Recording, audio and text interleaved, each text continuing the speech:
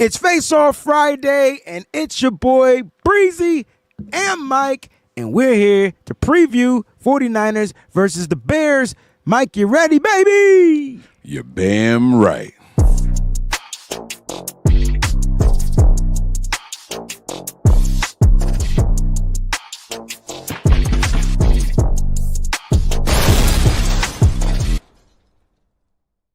What's going on, 49er faithful? Mike, let's get that touchdown sound. How many touchdowns do you think we're going to score this week, just off the top of your dome? Is it 1? Is it 2? Is it 3? Is it 4? 1, 2. I'm going 3 into the 4. 2. 2. Two So that touchdowns at the motherfucking dough. Oh, ready to make an entrance. So back on up. So rushing, passing, both passing, defense. How we scoring 2 touchdowns? I'm going to say both on offense for sure, and I'm going to go with let's say both rushing. Let's surprise some folks. So who's getting in the end zone? Now you can't. What you thought I was going to ask you a follow-up question? I'm asking Mike. You got to be all the way specific. All right, let's keep going. So all right, we got 2 touchdowns, right? Both rushing, right? Who's scoring on the ground? I got 1 for Brock Purdy. Ooh, I got an interesting stat. Aha. Keep going. Right. And I'm gonna give the other one to Garindo. I'm gonna say Garindo gets in there. All right. I was going to ask you this question. Shout out to everybody out there, man. Thank y'all so much for tuning in to the B.A.M. show. We appreciate you guys. Make sure you hit that like button. And don't forget to subscribe to the channel. Feel free to become a member of the Breezie Bunch crew. Mike, my man Ben says 3. And then he gave his rush, pass TD, and a Purdy TD. So he's thinking Purdy's going to score a rush too. Mike, do you know the answer to this question? Who leads the team in rushing touchdowns? It might be Purdy. It might be Purdy. I can't recall too many CMC touchdown dances and celebrations. I think he might have games, bro. Yeah, I know. And he didn't even get in the end zone. I don't think he has any. He didn't get in? No. And then Mason, I feel like has 2 or 3. So it's probably Purdy. Yeah, man. My man CJ Gray, what's going on, baby? It's Brock Purdy. He has 4 touchdowns leading on the season. And if he gets this, I think if Isaac Garindo scores as well. Tony, what's good, baby? If Isaac Garindo gets in, I think he'll bump up to 3, and he'll be the second. It's crazy. Like, the Niners just can't score rushing touchdowns this year, yo. Well, you know why? Why? You have to be efficient in red zone in order to get rushing touchdowns. I knew you was going there. I knew that was what was coming. I knew that answer, but I thought you had something a little bit different. We're starting to show off with a super chat contribution from Delvin Thomas. Says, we are not the Jaguars. We don't tank. We fight. Niners don't run. We stand and fight. Niners been fighting all their life. So what did they do to me? It's nothing new to me. Sue me. Fuck you. What's a couple dollars to me? Oh, man. I think I'm inspired, y'all. Hey, man. Delvin, thank you for the super chat contribution. Look, Mike, I don't know why every Friday I get extra excited about the 49ers playing football. And then I'm excited at the kickoff. I'm excited either we kick the ball off or we receive the ball. It doesn't matter. I'm excited on the first drive. And then after that, all breaks loose, like for me. It just breaks loose, bro. Like, do you have the same feelings about 49er football, or is it just me? I always anticipate a lot of fun, right? Like I go into it like just with high hopes. It's natural, right? Like when you are watching it the way that we watch it, like it's like, all right, come on, we got a chance. Like, and we're a good team. And not for nothing, as much as I say it's not a switch that they could just flip, we feel like it should be though, right? Like it should be. Like we can get back to what we do. Like, come on. No, we can't. We really can't though. But you feel like heading into the game you can, and then when you see the first couple of drives, it's like, all right, reality's back. Like, it's just this year, right? It's just the 2024 season, y'all. Like it's just where we are. It's crazy because it's like you mentioned not being able to score in the red zone. I think we're like 26th through 29th or something. It doesn't even matter. It's just bad. Bottom of the league, right? And you're just like, yo, like, why can't we flip that switch? right? And every time I watch the film, I'd be like, oh, this is why. Oh, okay. Damn. Like, missed this block. Oh, damn, missed the tackle. Ah, damn. Like, and it's so fundamental based to why we can't flip the switch. That is so taxing on the brain. Like, it's making us go cuckoo for Cocoa Puffs. I really think the 49ers faithful right now are on different ends of everything. Like, I think we're almost crazy. Like, like in the membrane. Insane in the membrane. It's that West Coast song, right? Cypress Hill. I think that's Insane in the membrane. Going insane. Got no brain. I feel like that's where we are. But we reset it every week. Like every week. We complain and then we get our hopes back up. In some situations. Last week we knew we were going to lose, but like for sure. Last week was a little bit different. Them mofos was coming off a bye. Snow or no snow. It was Josh Allen. I go ahead. I'm sorry. But props where props are due. You were spot on when you said, but Mike, the weather should help the run game. And we had a good game on the ground. The problem is, so today. One game the defense just needs. Yo, they gave up a 68-yard touchdown run. Did you see that run? Yeah, first snap, but just go. Who do you blame? Not coordinator. Jair Brown. Okay, just want to make sure we was on the same page. My cousin. Oh yeah. My jerseys, people we ain't running from the smoke. I'm gonna big them up when they do good, but I'm gonna hold them. I ain't heard from him. He ain't talking. But my point is, like that, bro. This dude literally went to tackle him like this. Yeah. Mm-hmm. What was he looking at? Yeah, his shoestrings. Make sure he wasn't going to trip. On the snow? How you trip on snow? Because it's wet and slippery. You can slip on snow. Can you trip on snow? All right. Touche. Bro, I was like, dang, it was one play too, yo. They ain't even set it up. Bro, they came out the gate like, yeah, watch this. Bro, James Cook hadn't had an explosive run since the Miami game, okay? I'm like, he ain't due. He good. He be back in the cage. He back to being James Cook. And then he had a Miami game. Anyway, moving on, Mike. A lot of stuff is going down. 49ers are still plagued with the injuries, man. It is crucial. Today we're going to discuss some of these key matchups. I do want to talk about what Kyle just finished discussing, which was much of nothing. But he did talk. So it was cool to hear him talk before the game. But let's start the show up with a round of applause. George Kittle leads all tight ends in Pro Bowl votes. Mike, how many Pro Bowlers will be representing the Pro Bowl from the San Francisco 49ers this year? Because I got one. Two. Who's your second? Fred? It's Kyle Juszczyk. No, it's Kyle Juszczyk. You don't even think Fred Warner is going to get in, huh? You know what's crazy is that Fred Warner had a phenomenal first quarter of the season. Yeah, and then he got hurt. The game 4 was the injury that we knew nothing about. Yeah. And then he was going crazy those first 4. I mean, Fred was literally flying around the field. You know what I'm saying? And then there was a step back, and I think it's going to go forgotten by now, by the time the voting and all that stuff starts. So Kyle Kittle. Wait a minute. I got to ask this question. Wait a minute. I got to ask this question. Does Kyle Juszczyk really deserve to be? So by default, he going to get into the Pro Bowl. There's not another.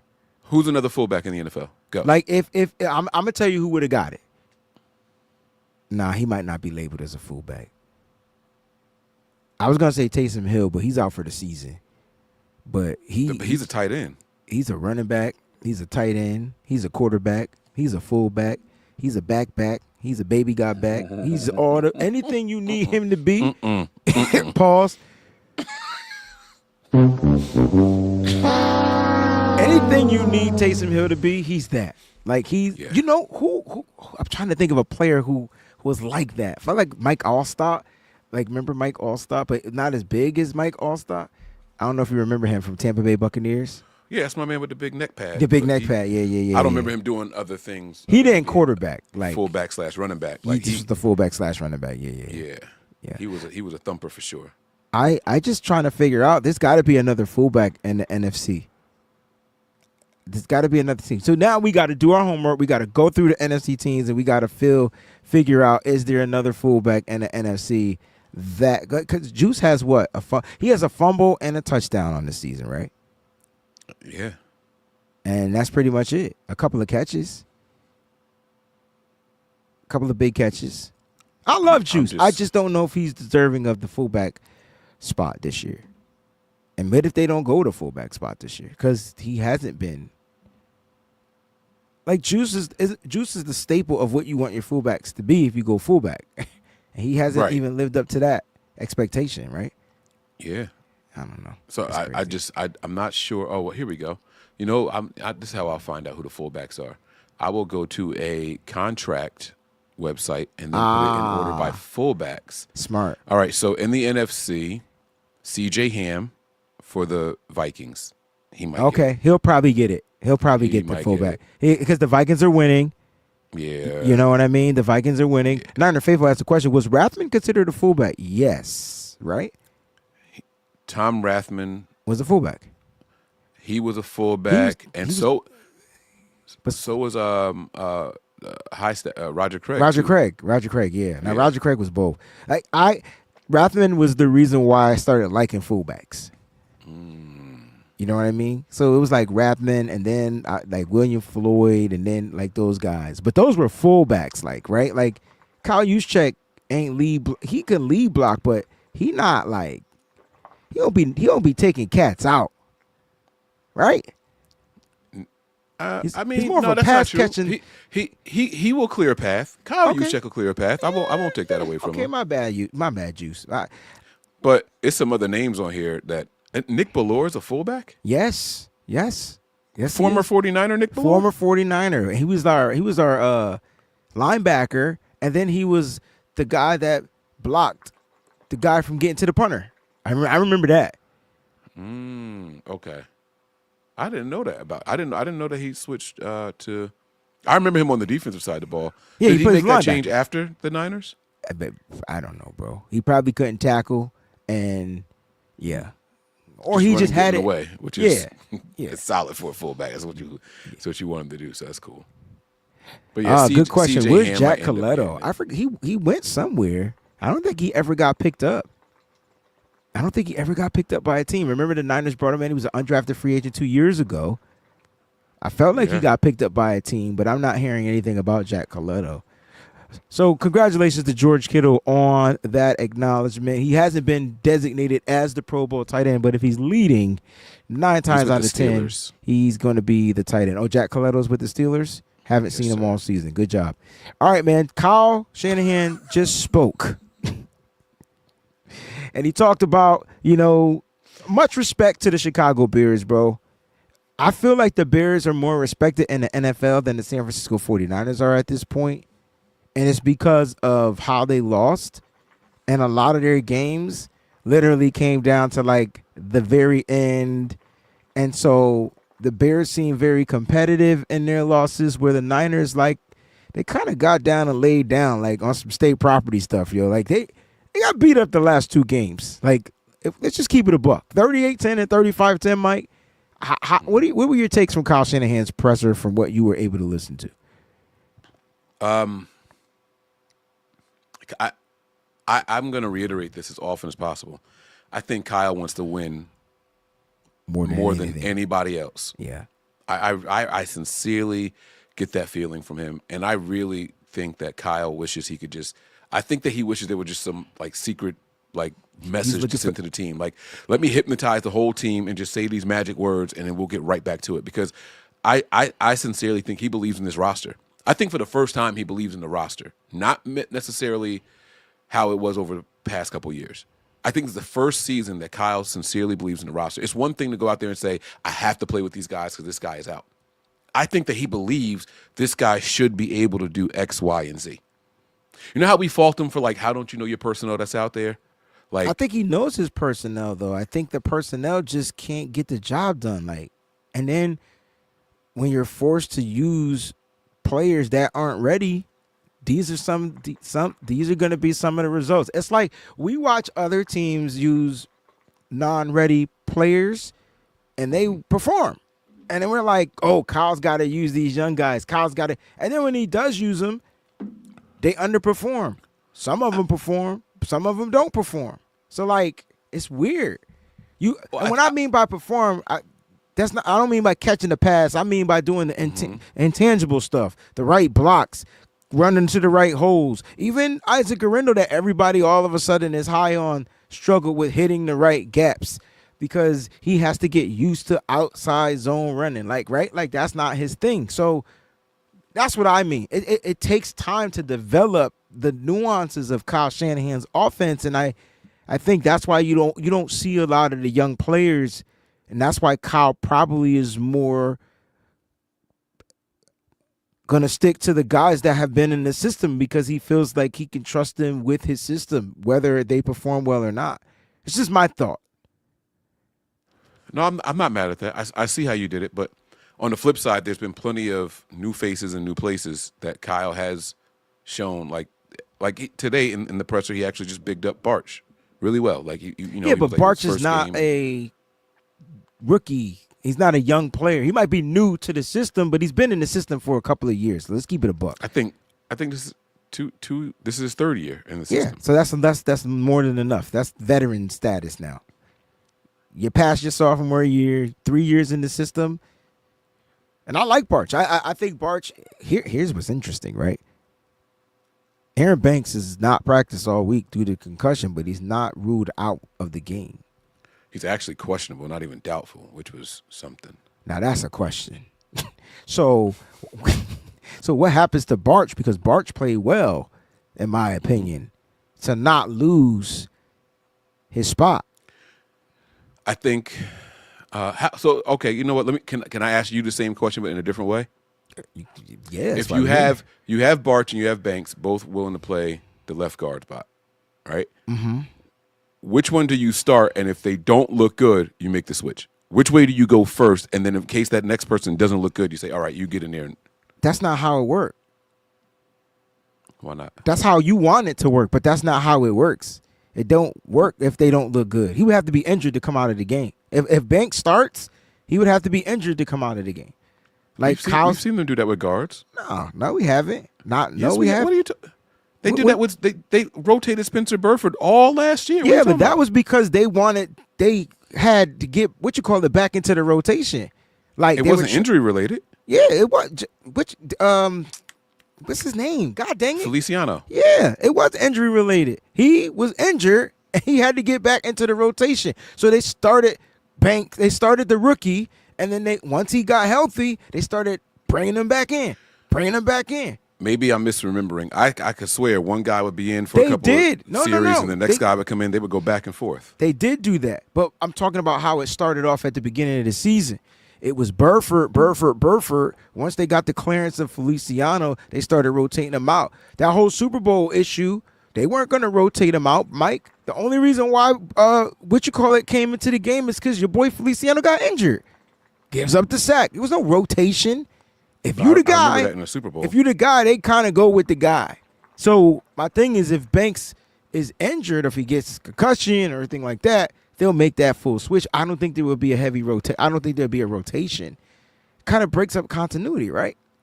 Do you think the Niners are capable of? I don't know. It's tough, right? Because it's like you don't rotate your linemen. You need them to be together, adhesive, right? But I don't think Banks should play over Barch, is what I'm saying, period. Not this season. I think I'm a little opposite. I think I'm going back to Banks. Okay. And the main reason is because this is going to sound bad, and I don't want it to sound that way, but the whole offensive line actually looked pretty good in the run game on Sunday. But that was in the snow. So yes, even Forrester, when he spoke yesterday, said, I wish we could take 3 inches of snow with us everywhere because my offensive linemen Yes, were he did. Yeah. Good. Like, he kind of made it sound like they all overperformed because of the snow. It's possible because there wasn't a huge pass rush. It wasn't a huge, like they weren't being, you know what I'm saying, defended. Right. And defenders couldn't really have their way. They had to react to what the offensive line was doing. So that was a favor for us, right? And so I don't know how much they actually believe in Barch, which tells me that they might be leaning towards Banks more that way. But if I was the Niners, if it was the world that I envision in my head, it would be, let's start Barch, and if we say, you know what, man, it was because of the snow, then you go ahead and make that switch. I would start Barch and then make the switch to Banks.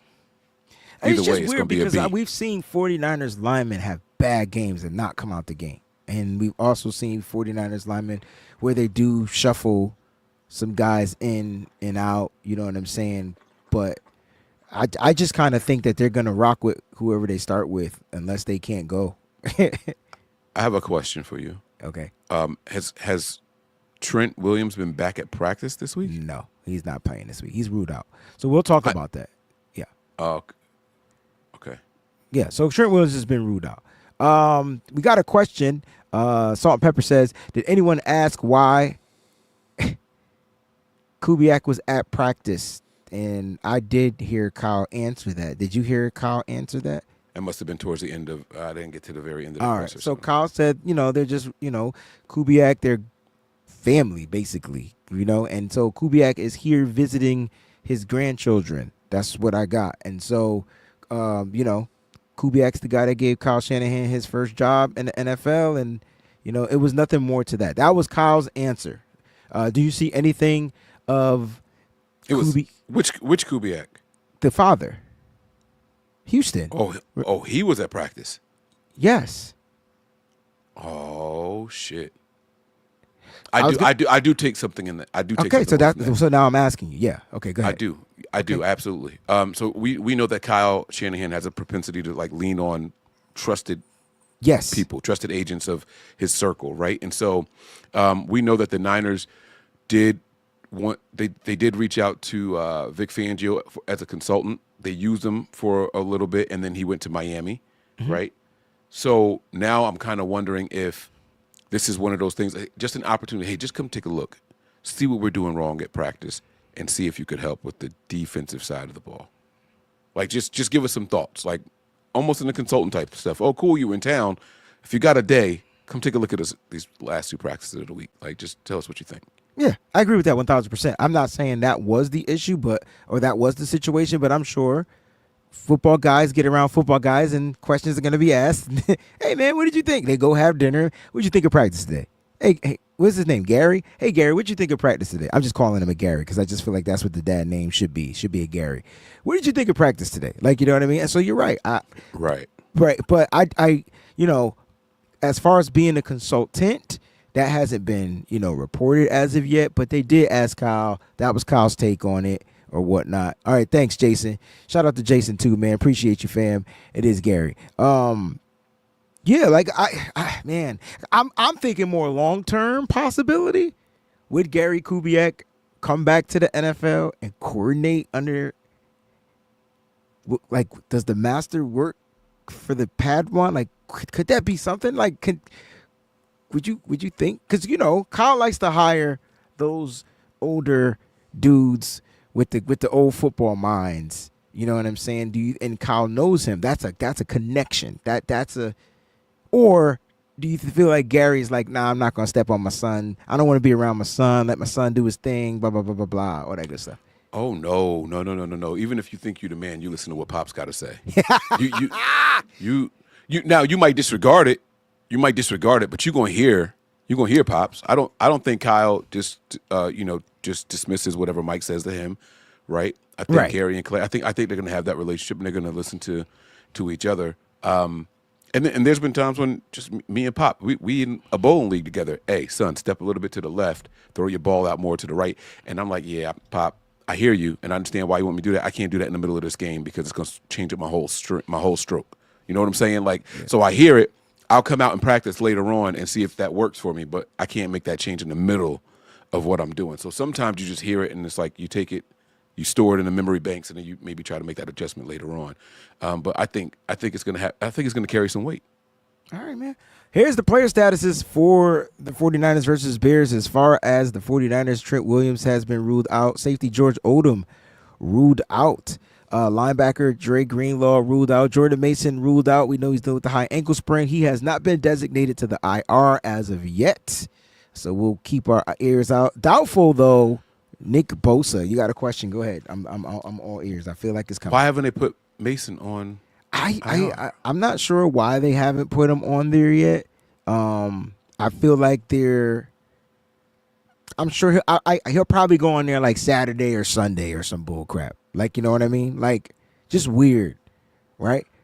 Because the IR timing, if it's a 4-week high ankle sprain, you're trying to match it up. I don't know. I'm making this shit up. You're trying to match up with the 4 weeks.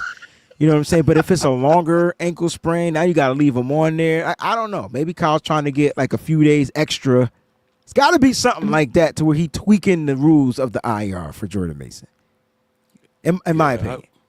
And it wasn't a leading thing like where I had my own like little.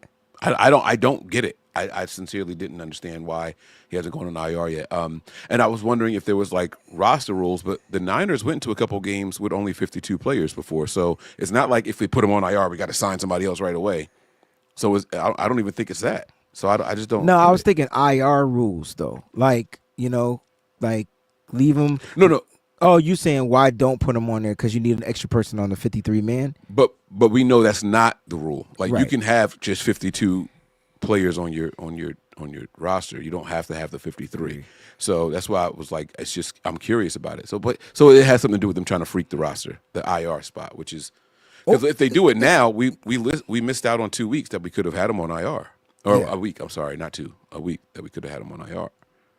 Man, we got a lot of faithful in the chat. What's up, Jax? We got a super chat contribution. Gray Fox in the building. He says, I would not be opposed for them bringing Kubiak as assistant head coach for next year. That was my whole point. I was asking Mike because now you get it's not his dad. I feel like Kyle wouldn't work with his dad. Like I feel like that wouldn't work. But this is a guy that I think Kyle has respect for. Kyle will fully trust.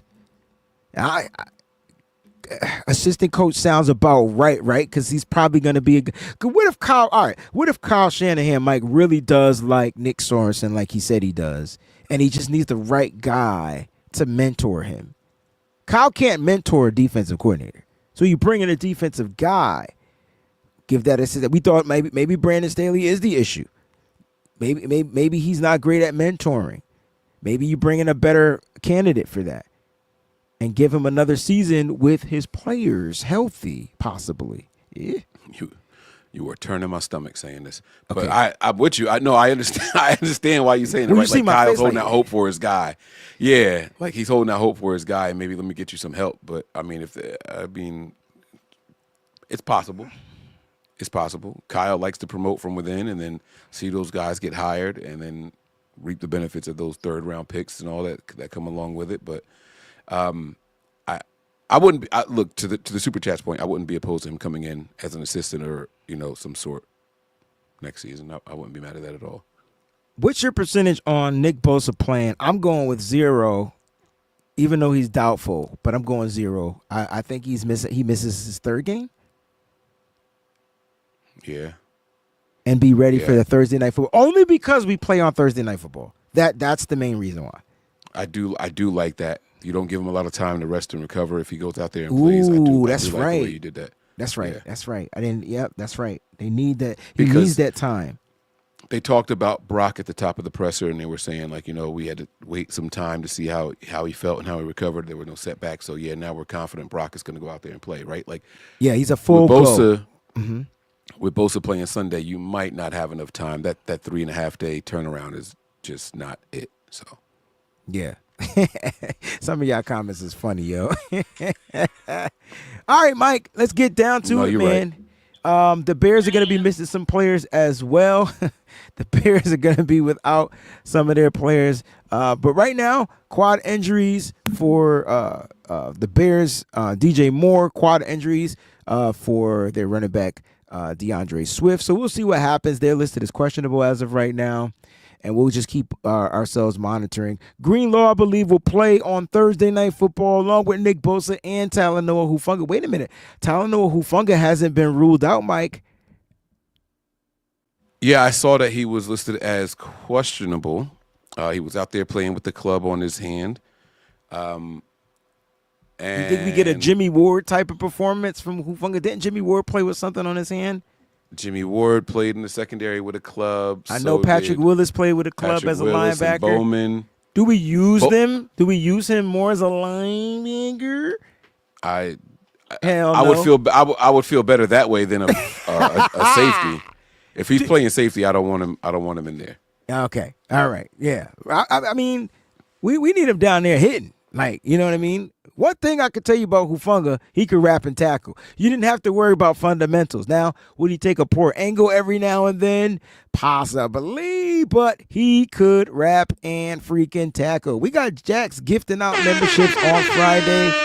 Thank you, Jax, so much for gifting out the membership. Not sure who it went to, but if you became a member of the Breezy Bunch Club, make sure you let me know. Niner Cali Boy says, you would think that you would put Jordan Mason on the IR earlier, right? Then it would be better just in case you get to the playoffs, you can get them back. Remember, the playoffs from the IR return is a little different. So Kyle still can play around with those rules, right? You can still play around with those rules. And when you put a person on the IR, remember, you can only bring them back, twice in the regular season? And then if you make it to the playoffs, you could bring them back for the third time. They changed that rule this year, which is dope. So it's weird. It's all ruling. It's all politics as usual when it comes to Kyle Shanahan dealing with, certain things that we don't understand. Mike, Face Off Friday. Let's get to it, baby. You got a guy like Caleb Williams. Like, what are your initial takes on my man Caleb Williams? Thank you, Nigel, for the gift as well. Appreciate you, my guy.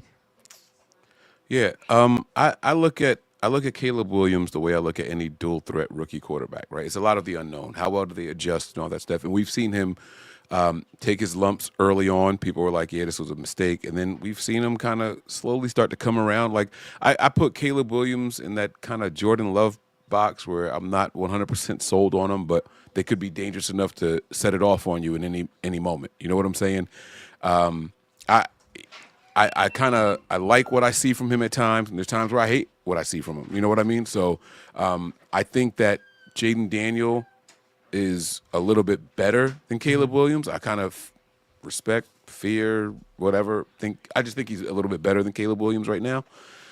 Maybe he's consistent. That's the word. I think Jaden Daniel is a little more consistent than Caleb Williams right now. But I will say that this guy, of all the quarterbacks on our roster, maybe outside of Kyler Murray on our opponents, I was waiting for outside of Kyler Murray, yeah, he's going to be the one that's going to set it off with his legs.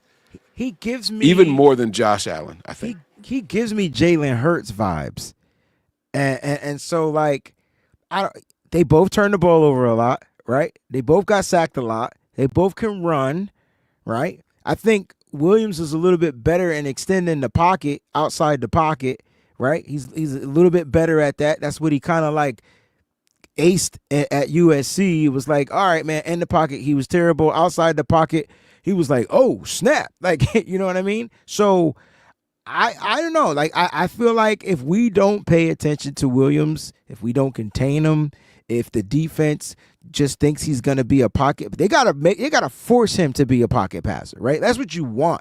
This dude's been sacked 49 times for over 300 plus yards, bro. Like, that is what the Niners need to figure out. But Mike, where's our sacks? Pause. Like, because if Nick Bosa not playing, right.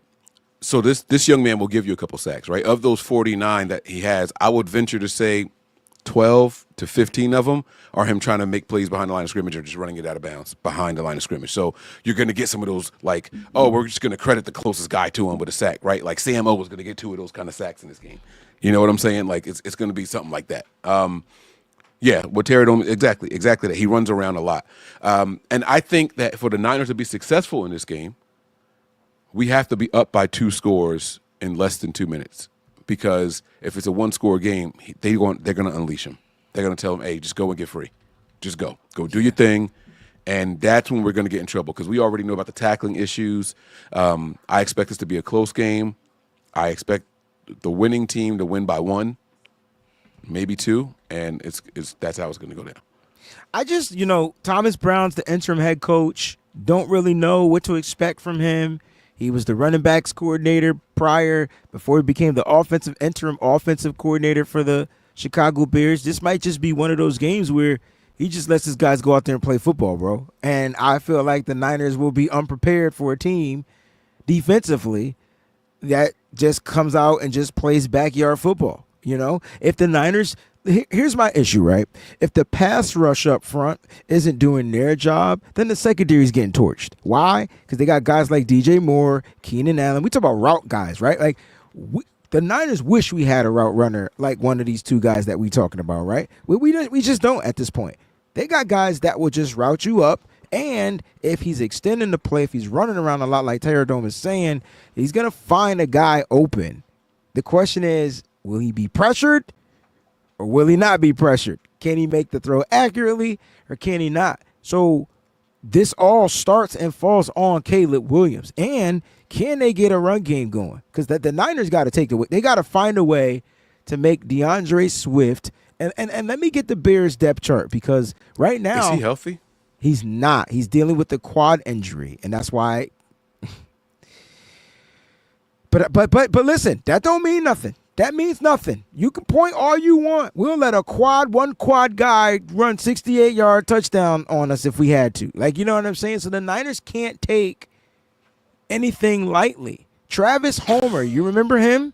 You remember the Seattle Seahawks, Travis Homer? I do. He will be the backup running back. Roshan Johnson has been ruled out due to concussion. Sorry. Interesting. I think I hope Swift plays. I do hope he plays. Swift is not a guy that is a lead back for the duration of a whole game. He will give you 70% really, really good carries, but then he's going to get dinged up. That's kind of why Philly wanted to move on from him. It wasn't the talent itself. The talent's there. Mm-hmm. The talent's there. The durability wasn't there, right? It's the durability. He's a dynamic back. He can catch passes out the backfield and all that stuff. He's quick. He's elusive. But he just can't quite finish a game, right? He's like, so the backup is good to know. I did not know it was Homer. I thought his name was, is it TJ Homer? Or is it you said Travis Homer? Travis Homer, yeah. What? Travis Homer. All right, my man. Maybe he's a junior. Maybe that's why it was TJ Homer. I felt like it was you. I'm sure it was Travis. I'm sure it's Travis, but I was trying to figure out where I got that J from in his name for some reason. I don't know. Travis J Homer. I don't know what I was thinking. But all right, sorry. Do we need a spy on Williams? We don't spy, period. But there's spies built into the defense. Like, if we're playing zone, aren't we keeping our eyes on the quarterback? We better. But we don't play a lot of zone, Mike. I don't know if you've paid attention to 49er football, but it seems like Nick Sorensen is changing this to a man defense without man defenders. It's like good ones.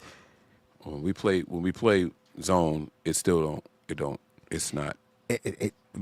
It's not. When we play zone is all about keeping the plays in front of you.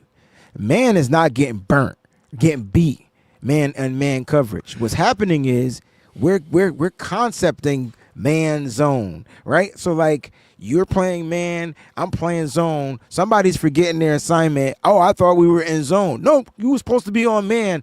Oh, my bad. And next thing you know, boop, boop, boop, boop, boop. And DJ Moore will be taking one for a touchdown, who's listed questionable with a quad injury. I just don't think the Niners defense is good enough or healthy enough to waste a player as a spy. And that's kind of the liability that we're facing right now. Because the question is, Mike, who do we spy with? Right. Now, if you tell me this is Funga's sole purpose in this game, automatic spot, big nickel. Yes. Come on. Yeah. Yes. Now, if you put Huff in that position, not only will he do well, he gonna blast Caleb Williams. That's why I need Huff there, because Huff at the line of scrimmage, Mike. Yes. Yeah. See, now we talking, right? So like that gets me excited. I hate that you get me excited before these games, man, because I go into the week and I be what I think is level headed. And then we do these shows right at the end of the week. This is the problem with you on Fridays. You get my hope. You had me thinking we had a chance. Like we did. A slim chance. We did had a slim chance. Then he got hurt. 3 minutes. I said 3 minutes. It was slim, bro. I think we have a bigger chance though beating the Bears, right? Like, right? I hope. I think we would have a bigger chance of beating the Bears. Jax wants to know, can we get fake snow in Santa Clara? Like this might be the thing. What is fake snow anyway? Is it cold? Is it wet? I think it's snow that comes from not a cloud. Like they just put it in they put the water in the machine with certain temperatures in the blowers. Oh, so that's it's why I was still asking. snow. That's why I'm they asking. just make it. Yeah, that's that. Whatever they need to do. The only thing about this though, Jax, is the Niners defense suck in the snow. We can run the ball in the snow, but I just watched the Niners defense get torched for 200 yards on the ground, 200 plus too. I didn't even give you. You know the shock you put in your body through if you get torched in the snow, the cold, wet, and getting torched. You know the shock that your body is going through. These boys better show up. They better wake up. They better wake up. I'm on my John Lynch shit. We got our asses kicked 2 weeks in a row, and we need to get back to the Niners brand of football. There's no switch that they could flip. It's just a player is gonna just have to say, "F it, I'm gonna do it. I'm gonna do it. I don't care if I get a penalty. I don't care if I look. I'm gonna find a way to bring the energy back because that's what's missing. The energy, the flow from the offense to the defense. And I don't even mention special teams because they're just asinine. Like at this point, man, ain't nobody playing on special teams but a bunch of young kids, and they can't figure it out, right? So I heard a player say what probably was the most important thing I've heard all year at a mic or being recorded by the media. And I don't remember what player it was, and I should remember. But they said something along the lines of, we got to get back to doing what we do. The offense gets the defense hyped up. When the defense makes a play, it gets the offense hyped up. When special teams makes a play, it gets both of us hyped up, right? Which side of the ball is hyping up the other side of the ball anymore? No one's hyping up anybody. The hype is gone. Don't believe the hype is gone. Like Fred Warner is not playing well, and I'm not blaming anything on injuries, but his hype is gone. He gets them hyped up before the game, and then after that, it just deflates. It's like, are they even listening to him? Like, you know what I mean? If I was a kid like Mustafa, Renardo Green's been struggling lately too, and nobody's been talking about it because they like him, but he's been getting burnt in man coverage, and especially across the field. Maybe not down the field, but across the field. He's not playing the right depth, I don't think. But I'm not a cornerbacks coach. That ain't my specialty. But who's our cornerbacks coach? Daniel Bullocks, whoever it is, he need to fix that shit. Like he need to get on his guys. I probably got the wrong guy, Mike. You got too many damn coaches. You know what I mean? Key matchups though, Mike. We talked a little bit about what the Niners need to do defensively, offensively. You know, and give me a key matchup in this game, like offense to defense, defense to offense. Like, give me a key matchup. Give me the Mike's key matchup. All right. So you talking about player versus player? Yes. When you say matchup? Yeah, I am. I'm going to say this week it is going to be Fred Warner versus DeAndre Swift.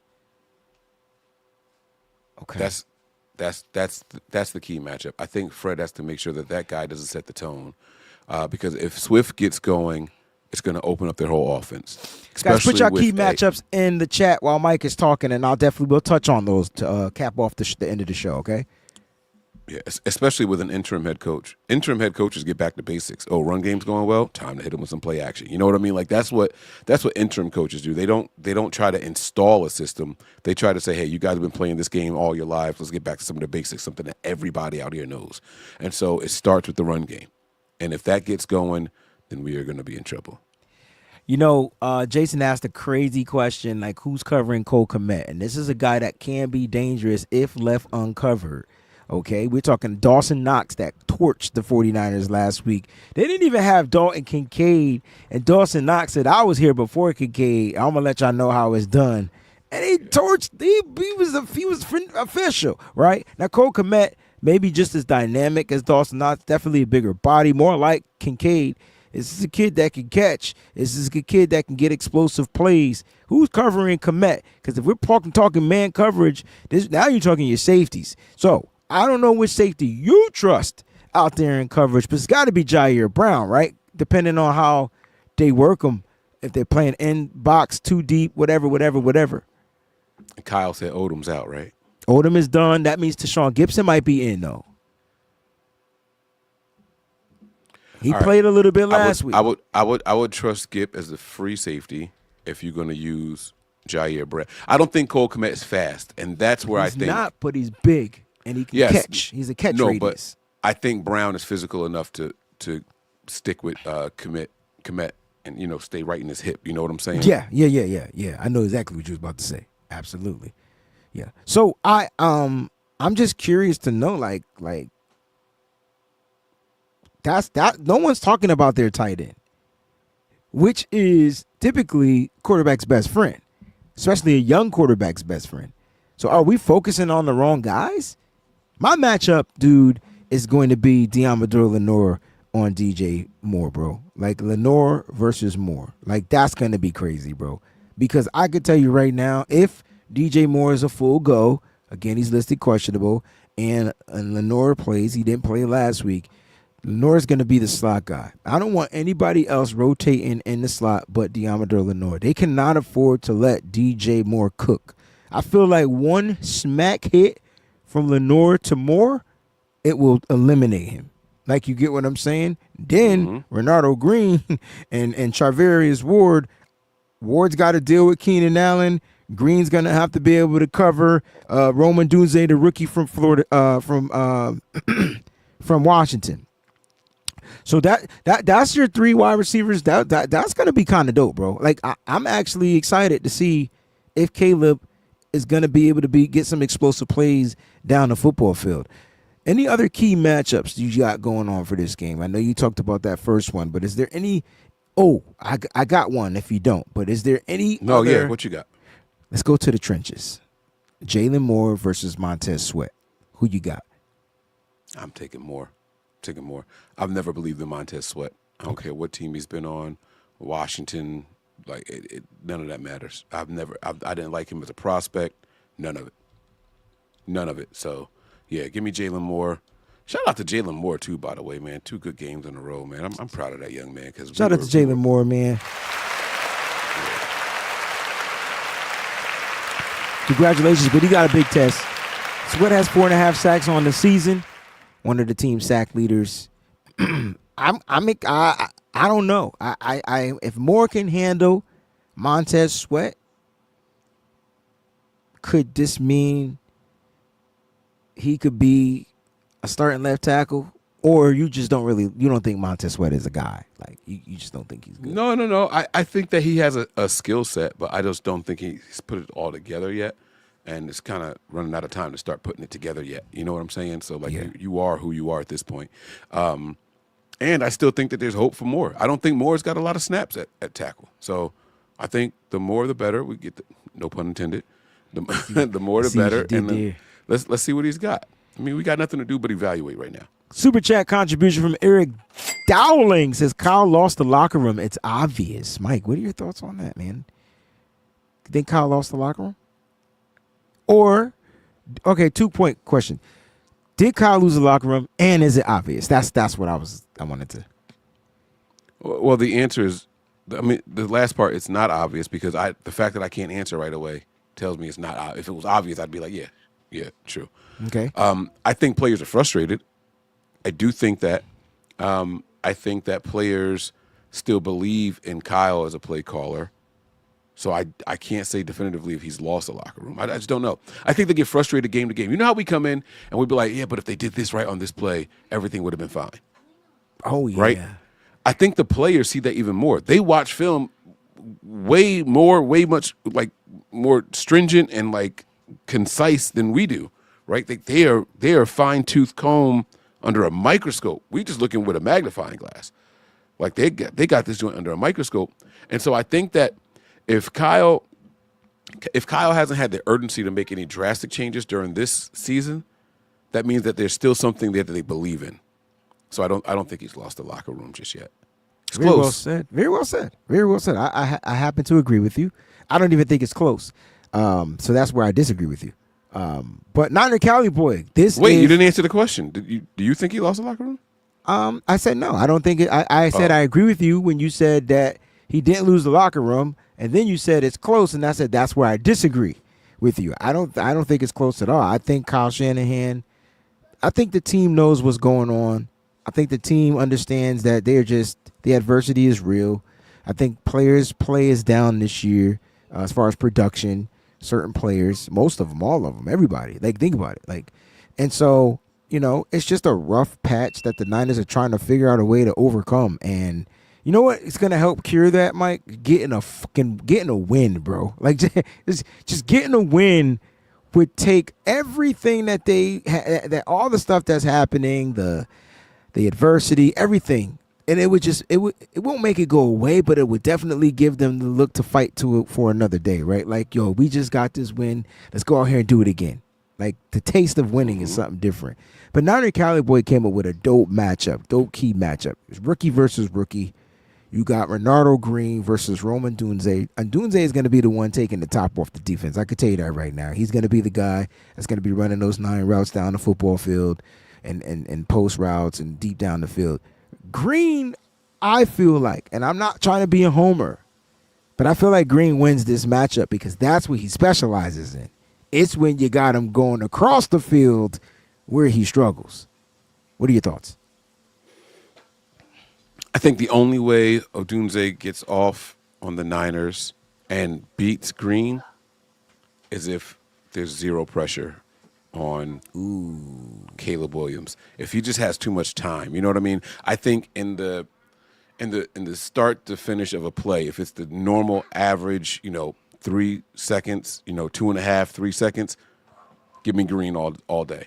But man, oh man, if that play gets extended, if you allow him to make 2 moves on you, not just the double move, but let him make 2 moves on you, running again and then do it again, that's when we can get in trouble. I don't know if Green has the experience to just keep running around in the secondary, waiting for players up front to make it. Can the 49ers, Mike, to ask you, do you see the 49ers generating pressure? This is a team with a young offensive line, with a young quarterback, and he's been sacked 49 times. Can the Niners, who just struggle with sacks, the pressure, they can get pressure, but then they give up explosive plays. They're like 26th in the league on third down conversions and getting off the football field. Like, these are the issues that bother me about the San Francisco 49ers defense, but can they generate enough pressure to bring him down? Or will they? Yeah, they're going to get a couple sacks. They're going to earn some real ones. I think there'll be 2 or 3 real sacks in this game. That's my biggest problem is that if there's one mentality that I feel like this locker room has bought into, is that, no Nick Bosa, no defensive line pressure. I hate that. Nick Sorensen said that not in those exact words, but Nick Sorensen echoed those same sentiments. Someone asked him, who has to step up in the absence of Nick Bosa? He was like, every single person, because Nick Bosa is just different. Like, what are you doing? What are you doing? What kind of message are you sending to everybody else in the locker room? Didn't we just sign a guy that's 10 sacks a year to come in here and spell Nick Bosa, or at least play opposite of him? Like, what are you doing? What message are you sending when that's your reaction when asked that question? We have plenty of capable guys in here. They're not quite the level of Nick Bosa. That's why he, was drafted 2nd overall, and that's why he gets paid the big bucks and all that. Maybe they're not quite as good as Nick Bosa, but we have plenty of capable guys in here that go out there and get hands on the quarterback, that can bring the quarterback down, and that can win their reps when given the opportunities, But we don't get a chance to see those guys because Bosa's not coming out of the lineup unless he's injured, right? Like, that's the kind of response you're supposed to say. Not, the whole entire defensive line has to really, really step it up because no one's replacing Nick Bosa. Like, you can't do, like, what are you saying to the team? What are you saying, dude? Like, these words matter, bro.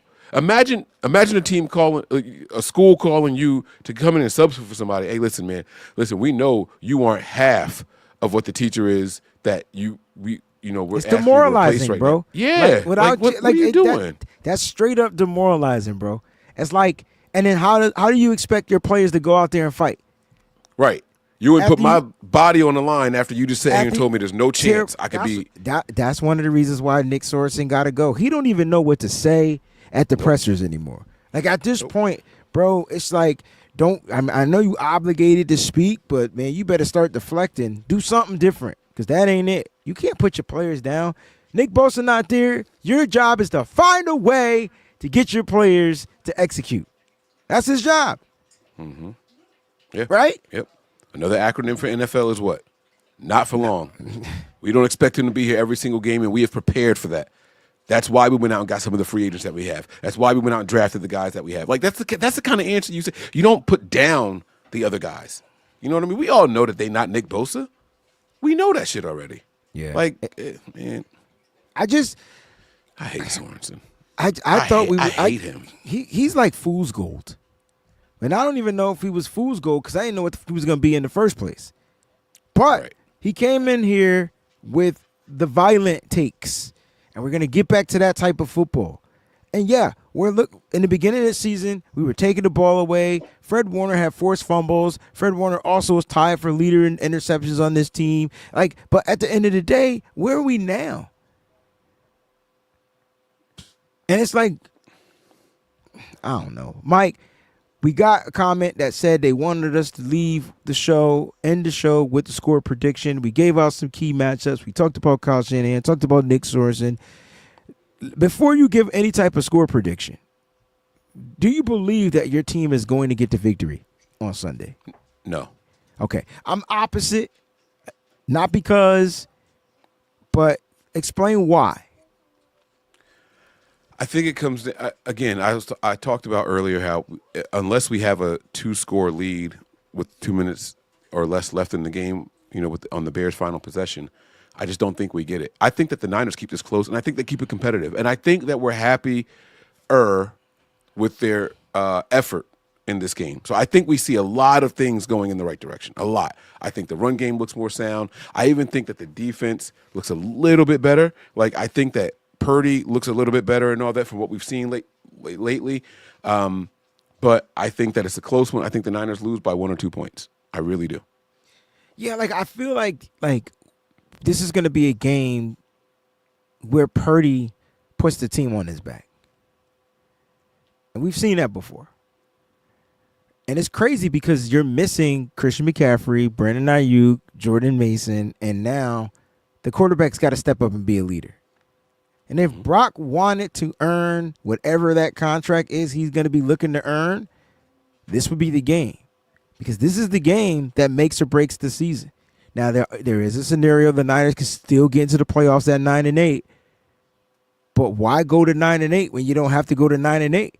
And I think Brock Purdy is going to put the team on his back. I think Brock Purdy is going to make plays with his feet. You already said he was going to score 2 touchdowns, but I think on his, rushing, well, at least one rushing touchdown from him.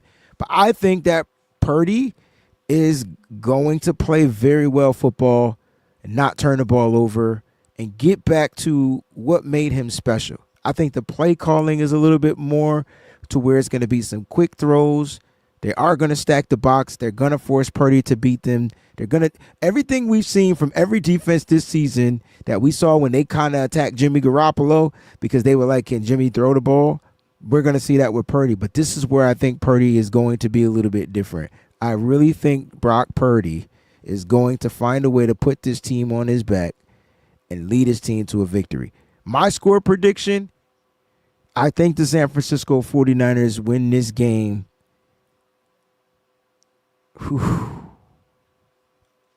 27-17. 2 scores. I won't argue against it. I said it's going to take 2 scores. That's what I said. 27-17. You got to make them one-dimensional down the stretch. You have to make them one-dimensional down the stretch. That's the only chance I think we got. You got to force them to be one-dimensional, period. And if they're coming in this game limping on one quad and a Travis Homer, bruh. I hear you. But the question is, will Nick Sorensen take advantage of that? You get what I'm saying?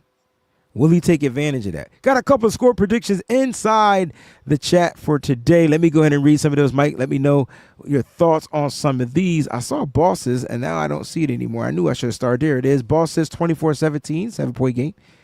Cincinnati Football Channel 23-20. I think we will all go cuckoo for Cocoa Puffs if the game came down to this. But if we win, we'd be celebrating. Niner Cali Boy 24-20 as well. Let's see if there are any more. Jack says 17-9. Ooh. Ooh, 17-9. We only giving up field goals. That if the defense only give up field goals, Nick Sorensen might just have a job for another week. All right. Vizo Joe, 27-17 is hilarious. Caleb has been cooking top-rated defenses. Oh, we might got a Bears fan in here. Oh, there we go. He says it's hilarious. That he has been cooking. He's been cooking top-rated defenses, though, Vizo Joe. The 49ers are not a top-rated defense, bro. So you can take that comment back. This defense is ass trash, bro. I'm sorry to tell you. Just for that, y'all motherfuckers gonna get beat by 34 points, bro. Just because you said that, man. Thank you, though, for tuning in. Hit that like button, fam, because we can talk about it after the game. But the Niners are not a top defense, man. All right? I just wanted to put that out there. They are not a top defense. All right, just wanted to remind you, Mike. What I say, Mike, take us home, bro. Because look, he laughed. You knew that shit was funny though, right? Yo, you are bugging, bro. Bro, but he said they. First of all, he wasn't lying. He said they was cooking top defenses, and they were. He has been. When the Niners been top? Come on, man. So proud to say that ain't us.